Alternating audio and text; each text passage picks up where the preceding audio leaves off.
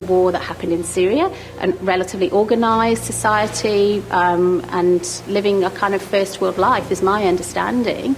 And I kind of think, well, you know, what's the difference? It's like us suddenly having to put our family in a boat and try and go across the sea somewhere.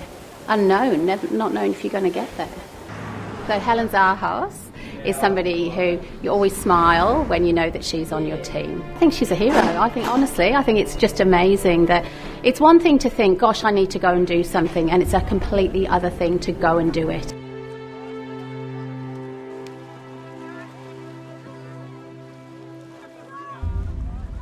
These are Syrians, these are refugees, and they are fleeing war, violence, and persecution. They should not be forced to put their lives at risk at sea in order to join their wives, their husbands, and their children. There must be legal ways for them to find safety.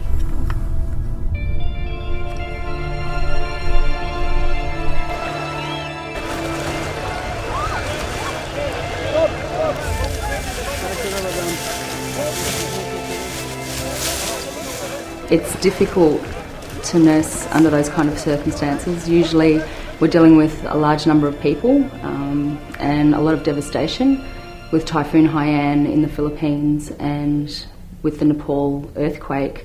There was a lot of devastation to the infrastructure around, and obviously a lot of people that were injured with the refugee crisis. It was just a lot of people that we were dealing with. Every day so many things happened. There were so many stories every day that I heard. The days that it was raining for days on end and it was winter cold, and we felt the cold, but these people had been camping outside the registration camp in Moria for over 5 days in the rain. كثير صعب مع 5 أولاد، وبارحة لما أجيت نزلت المطر أولادي كلهم بللوا بالمي حتى البطانيات. نشفتهم ونيمتهم وأنا من بارحة معي نايمة. I felt compelled to go and help. Being Greek Australian as well, even more so. And I look at all of the disasters that I've attended together, this humanitarian crisis that's happening, this refugee crisis, is the worst. This is continually evolving. It's happening all the time. There's just thousands of people arriving every day. They don't see it as a risk compared to what they are leaving from in their home countries, leaving war, devastation. But I think when you see and when you're keeping in contact with people on the ground and seeing what's actually happening, and because I've been there now and I'm aware of the conditions and what these people are going through, it's hard. It's hard to put it to rest because the suffering's continuing. It's not something you can forget.